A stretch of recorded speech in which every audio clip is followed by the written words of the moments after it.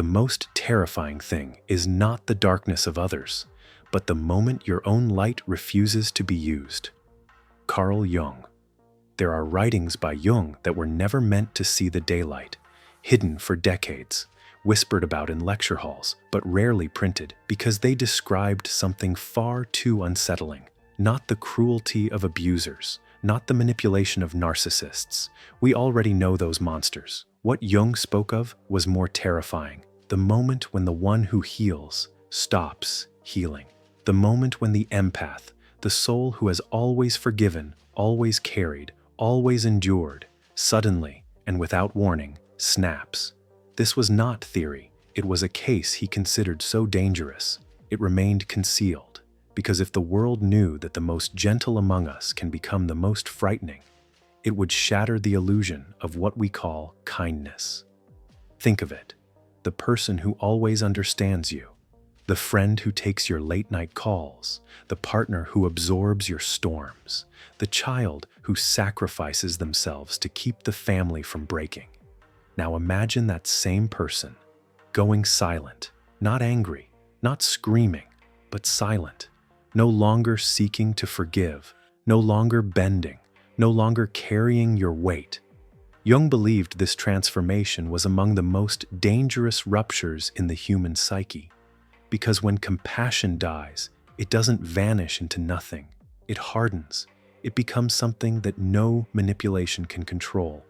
And that is why he wrote, the most terrifying case is not when cruelty strikes, but when empathy breaks. For years this knowledge was locked away. Too raw, too destabilizing, too close to home for anyone who has ever depended on the kindness of another. But tonight, we will unlock it. We will step into the hidden pages, and we will uncover what happens when the empath, the one who has always surrendered, finally decides not to. Stay with me, because once you hear this, you will never look at empathy the same way again. Have you ever given everything you had and received only silence in return? Have you ever carried someone's storms, only to be blamed when the sky stayed dark? Have you ever apologized, even when you knew, deep down, the fault was never yours? If you felt a sting in your chest as I asked, you already know. This is about you. Because empaths are not born into ease. They are born into fire. And that fire has shaped you in ways most will never see. You grew up as the light in the room, the one who smoothed the arguments, who calmed the tempers, who held your breath so others could breathe. You became the listener, the forgiver, the anchor that everyone else tied their chaos to. And yet, how many times did they notice your exhaustion? How many times did someone ask if you were okay? Not because they needed you, but because they truly cared. Too often, kindness becomes invisible. It's expected, taken for granted. The empath is like the lamp in the corner of a room, always glowing, always there, until the day it flickers and no one realizes it has been burning itself out just to keep everyone else comfortable. You've been told your softness is weakness. You've been told your compassion is naive. You've been told your boundaries are selfish, and you believed it, at least for a while, because the world has a way of convincing empaths that their worth lies only in how much they can endure. But Jung understood something different. He saw that this endless giving is not just generosity, it is survival.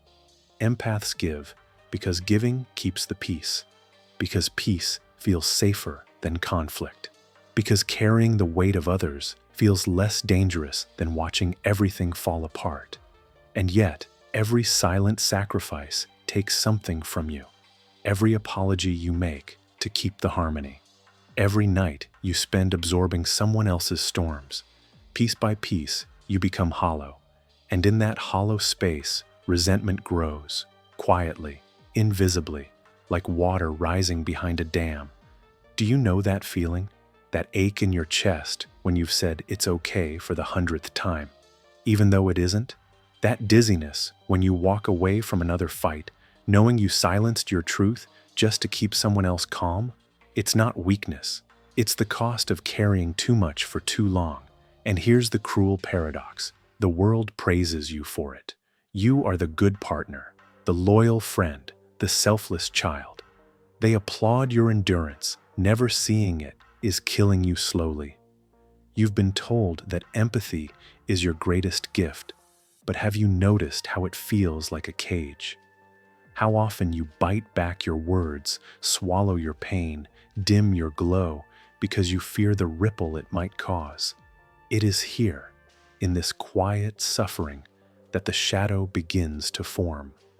The shadow Jung wrote about. Not the shadow of others, but your own.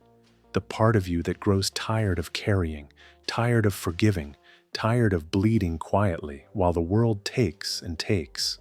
You may not show it on your face, but you know it in your body. The clenched jaw when someone interrupts your silence. The fatigue that no amount of sleep erases.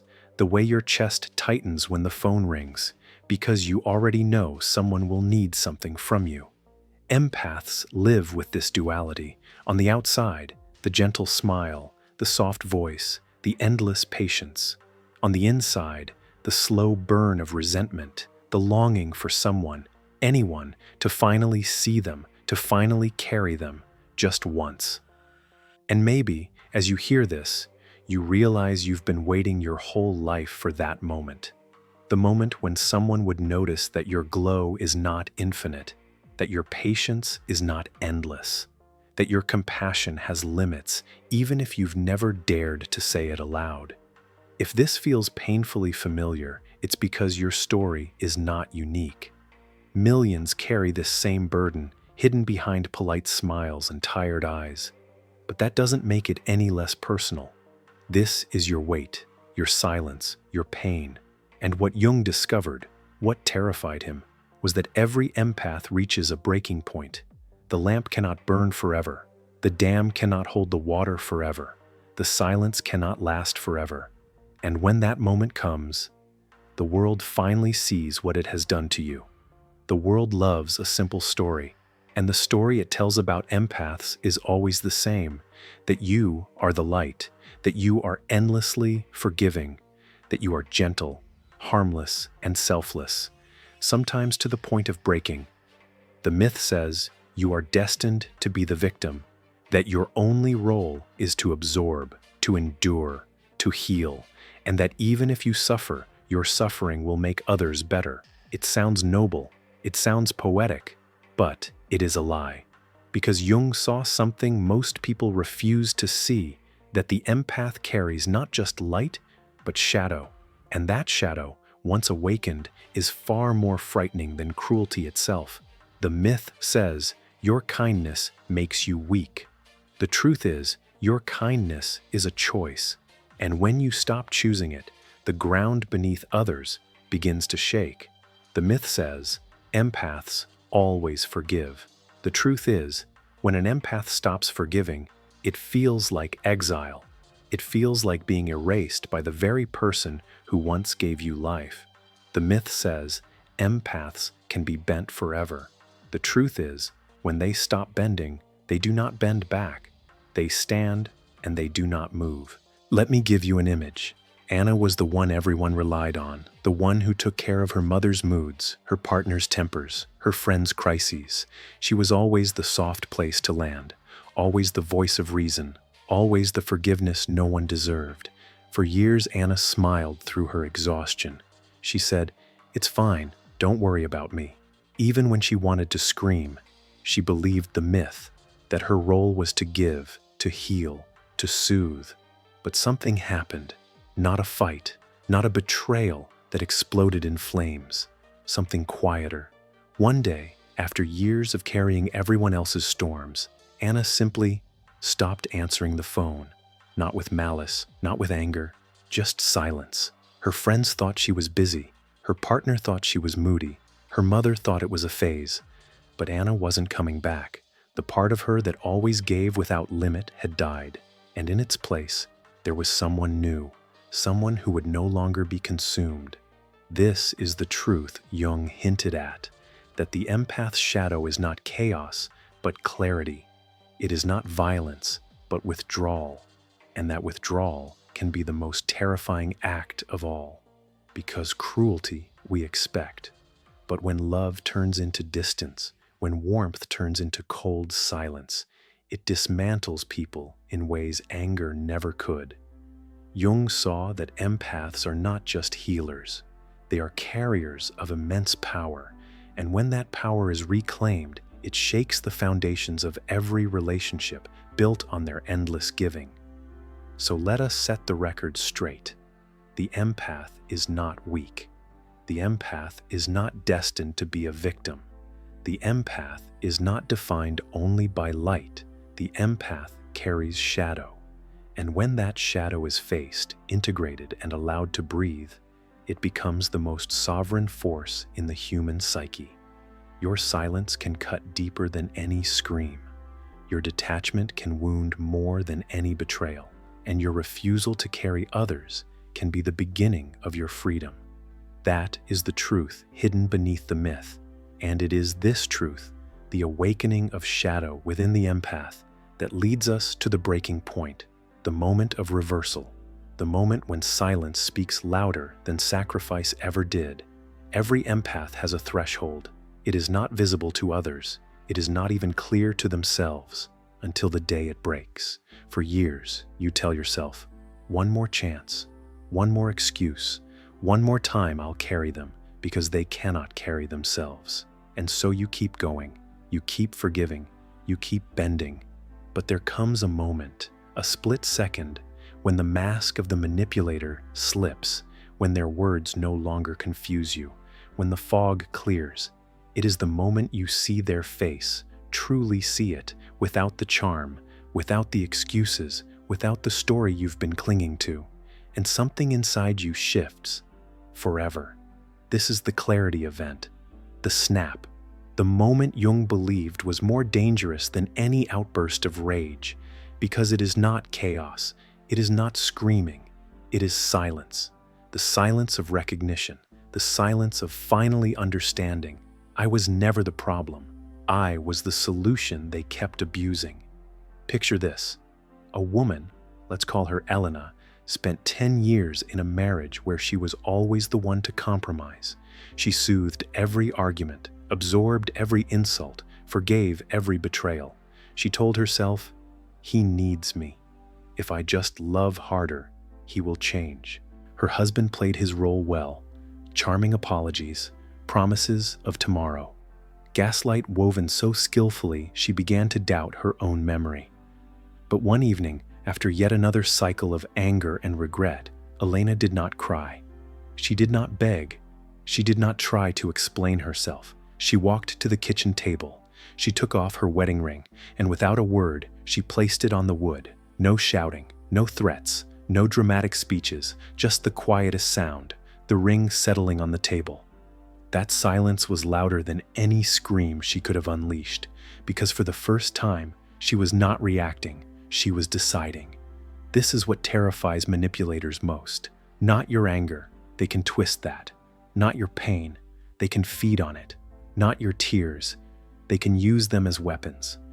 What they cannot fight is your clarity, the stillness of a soul that no longer seeks to understand, the quiet certainty that you owe them nothing. When the empath reaches this point, the game ends. Not because you punish them, not because you attack them, but because you withdraw. And your withdrawal leaves them with the only thing they fear, themselves. Think back for a moment. Have you ever felt that sudden click inside, the instant you realized someone's words no longer held power over you?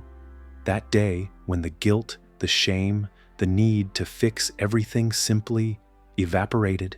It might have been with a partner, a parent, a friend, a boss. The details don't matter. The shift is always the same. Once you see their true face, you cannot unsee it.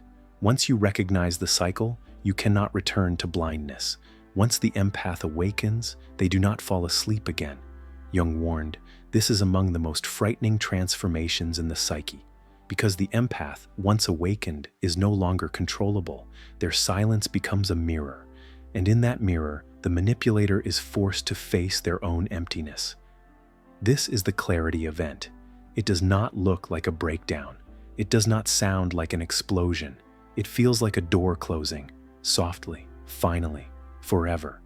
And if you have lived it, you know that quiet door slam in your soul is far more powerful than any storm you could unleash. Up until now, we've walked through the breaking, the slow erosion of patience, the moment of clarity when the mask falls and the empath finally sees. But awakening is not the end, it is the beginning. Because what follows the clarity event is a new task, perhaps the most difficult one of all, to integrate what Jung called the shadow, to take the part of you that has been hidden, denied, and demonized, and invite it to stand beside your light. The shadow is not evil, it is not the monster under the bed, it is the voice you silenced to survive, the rage you swallowed, the boundaries you never dared to speak, the fire that kept you alive, even as you pretended you didn't need it. To integrate the shadow is to finally admit, I am not only kind, I am not only patient, I am not only forgiving, I can also be fierce, I can also be immovable, I can also walk away. When the empath accepts this duality, they stop being consumed, they stop being predictable, they become sovereign, neither victim nor villain, but whole. How do you begin? Not with theories, with practice, with ritual, with the kind of acts that shake your nervous system awake. 1. The empty chair. Find a quiet space. Place a chair across from you. Imagine the person who has drained you most sitting there. Look them in the eyes, even if only in your mind, and speak the words you never allowed yourself to say. Do not hold back. Do not soften. Let the sentences rise, sharp and unpolished. I will not carry you anymore. My silence is not your victory. You do not own me. You will feel your heart race. Your throat may tighten. That is the body remembering it has a voice. That is your shadow taking its first breath. 2. The one no. For one day, make a vow. You will say no at least once without explanation. Not, I'm sorry, I can't. Not, maybe later, just no. It will feel unnatural, wrong, even cruel, because for years you've been conditioned to equate refusal with betrayal. But watch what happens.